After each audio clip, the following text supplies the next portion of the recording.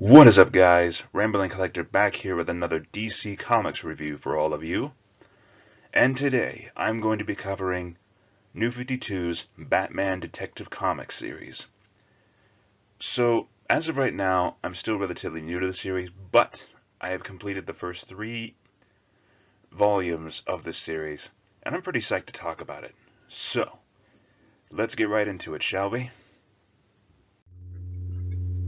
What is up, guys? Rambling Collector back here with another DC Comics ramble for all of you. And today I will be covering Dark Knight Returns and Batman Year One by Frank Miller. And the reason why I'm covering these 2 comics in particular is because a friend of mine actually sent me the graphic novels to read and review, essentially as a reading challenge. I will leave a link to his channel in the comments section down below if you're interested to check out some of his stuff. And to my friend, if you are watching this, thank you for giving me this challenge. So, that's enough talking. Let's get right into it, shall we? So as I stated before, I'm going to be covering Batman The Dark Knight Returns and Batman Year One. And I like how my friend actually gave me the challenge of covering both the end and the beginning of Batman, essentially from the viewpoint of Frank Miller. Now, I've heard of the guy in the past, but I've not really read much of his comics, so this was a neat little challenge for me to see his writings in action. And I'll say this right now, just from reading these 2, I honestly felt like they would do better as a standalone, like, regular novel, more than a comic. And that's the thing I've noticed with a lot of these stories that they put in comic format. I feel like they would make some very, very well done DC novels, if you understand what I'm saying. Just the way they are written gives me that vibe of a story being narrated or told from like a first-person perspective. But anyways, let's get this review started with The Dark Knight Returns. So first up, we have Dark Knight Returns. And I won't lie to you guys, the first experience I had of this story was actually through the movie adaptation, Dark Knight Returns Part 1 and 2, which I will say was fantastically done, and it's still one of my favorite movies to watch from like DC animation. The comic, on the other hand, I have very mixed opinions on, to be quite honest with you guys. Like, don't get me wrong, the story is very well done, and just from reading this, it honestly made me wish it was a novel, just from the way it was written. Frank Miller does a really good job of like bringing in that first-person perspective, really. Not to mention the story itself was pretty darn dark and kind of grim when I think about it. And I know for a fact that there is more to this universe, and I might want to check it out, just to see more of the story that takes place after this, more of this particular universe.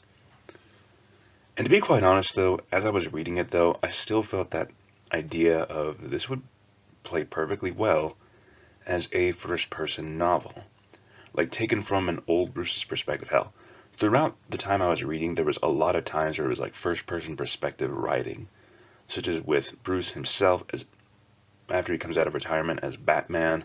You have a few moments with Carrie Kelly, the new Robin in this story, as well as even Superman for a certain amount of time, which only just exaggerates my point here, that this would actually make a very fantastic novel to read. But anyways, I did like the story that this has to tell, a very grim and very kind of ugly story in a way. I will explain more on that when I cover the art style, which is one of my biggest gripes of this story. The story is well done. The art, well, you'll see my opinion on that here in a second. So, let's talk about it. So I will say this, the art style I'm not particularly a fan of in this one, because of really just how weird and wonky it looks. Like, don't get me wrong, it has its moments, especially right here in the middle where we see Batman literally clocking Superman with a massive right hook, I swear. Not to mention the part where Superman essentially just gets struck by lightning. Those are visual spectacles, and I like that. The comic art style works for those moments. But throughout it all, the art style itself kept distracting me with how strangely, how do I put this, very messy it looked. Like very ugly in a way. It was a very ugly art style, which I guess the movie might have spoiled that for me because of the fact of how clean it was. How very clean and well executed it was, whereas the comic here shouldn't have a very ugly look to it, which is one big deterrent for me. It's not really a huge turn away, but it was something that constantly bothered me as I was reading this comic. You had moments where it would shine out, such as when Batman was first reintroduced into the story, and especially, like I mentioned here, the one where Batman essentially clocks Superman in the face. There were moments like that sprinkled throughout the comic where the art style looked absolutely amazing. The rest of the time, though, it looked incredibly rough. It might seem like I'm being harsh, but that's just my honest opinion. But looking more into how my opinion was changed around a bit as I kept reading. So you all know my opinion on the art style with Dark Knight Returns, how the art style was incredibly like ugly and just like very messy looking, but when I really stopped to think about it, I realized that the art style actually suited this type of story. This is not a happy story, okay? This is not even a very hopeful story at all. Like, this is a very dismal and very ugly story to tell. I mean, think about it. In this time space, Batman retired after Jason Todd's death in the events of a death in the family. But at the same time, the Justice League itself was disbanded, with Green Lantern being forced to leave his home planet, Oliver essentially being forced to retire via Superman having to tear one of his arms off to get him to cooperate. Wonder Woman has gone back to Themyscira, and Superman now is forced to work for the US government, rather than just protecting the world like he should have been doing. And to be quite honest, the way I look at it, this is a very dismal story, because in this one, Batman has been forced to retire, and in his absence, things just got worse. Like, you have the mutant gangs uprising, you have just everything going to hell. Not to mention the fact of the time space of where this is taking place in, where the United States is still in the midst of the Cold War, and it's looking like they are on the precipice of another world war. Hell, at one point you have Superman actually stopping a nuke from hitting Cuba, if I remember correctly. And to be quite honest, when I looked at it from that perspective, how this art style suited this kind of a story, it really gave me more of a highlight to this. So all in all, I do have mixed opinions on the comic. The movie itself was fantastic, and I could see how it's still an iconic story to this day. Though in my perspective, I still think it would be fantastic to see this in a novel adaptation, just to really drive home that first-person perspective that I was getting throughout the whole entire comic.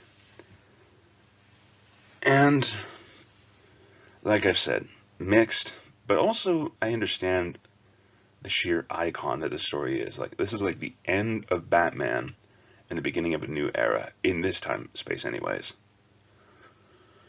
But that's enough about Batman's end. Now, let's go ahead and move on to his beginnings. So now we move on to Batman Year One. And I must say, this one I definitely liked a lot more than Dark Knight Returns, mainly for a few good reasons, one of which was the art style, but also just the different story it was telling here, like the beginnings of Bruce Wayne, Batman, and honestly just Jim Gordon especially, because I feel like he rarely ever gets the spotlight. And seeing these characters like going back and forth across the entire comic was fascinating to me. I really like the story this one was telling, like the beginnings of Batman's time in Gotham, as well as even Jim Gordon first signing up for the GCPD, and both of them dealing with the corruption both within and without. And I liked how it bounced back and forth between the two and how they eventually wind up meeting. So all in all, Year One was definitely a very good break, and honestly, I did like the story it was telling. I have not seen the movie adaptation for this one yet, but after reading this comic, I kind of want to, just to see how it played out.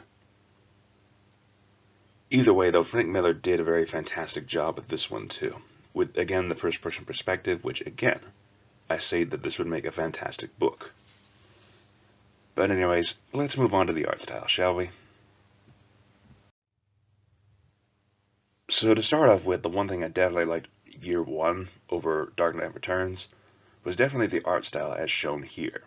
Because of the sheer fact of the sheer bright colors, how it looks very clean, and honestly just everything about this, the visual imagery it was giving me, not to mention how it would bounce back and forth between Batman and Jim Gordon leading up to their first meeting together.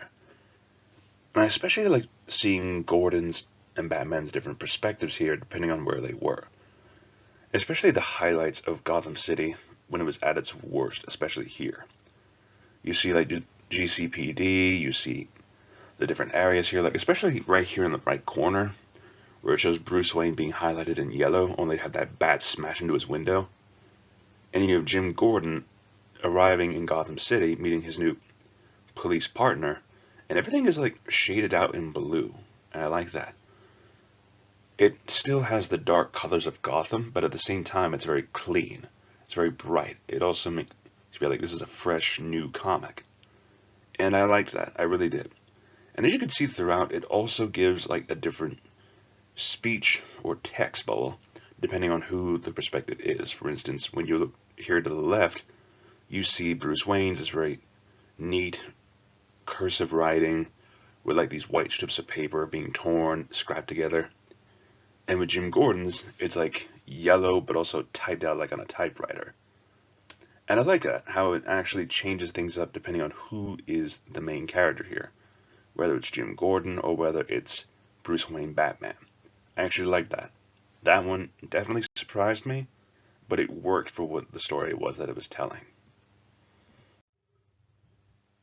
So back to the story. Some of the highlights I would feel were in Batman Year One was, for one, seeing how Bruce Wayne got the idea of a bat-themed superhero, but also seeing Jim Gordon first being introduced into the GCPD, and how he has to juggle with the corruption of the police system, and also the rising, mounting crime in Gotham. Meanwhile, we also see their internal struggles. Not to mention we also get a surprise character from the appearance of Catwoman, which that actually caught me off guard. I was not expecting that at all, especially with the fact that she lives in an apartment full of cats, which I thought was a little bit on the nose, but all in all, it does get the point across. But Jim Gordon's story being told here was definitely something interesting because it shows him and his wife struggling throughout their marriage as she is pregnant, and at the same time, Jim is struggling with that of the mounting corruption in the police force, whilst also having an affair with a fellow female police officer. And I'm just thinking to myself, whoa, I didn't realize Gordon was this rough. And I honestly liked seeing Gordon's story being told here, how he has to juggle the corruption, his own struggles, not to mention with Batman being the cherry on freaking top. And I do like how eventually they come to an understanding and work alongside each other.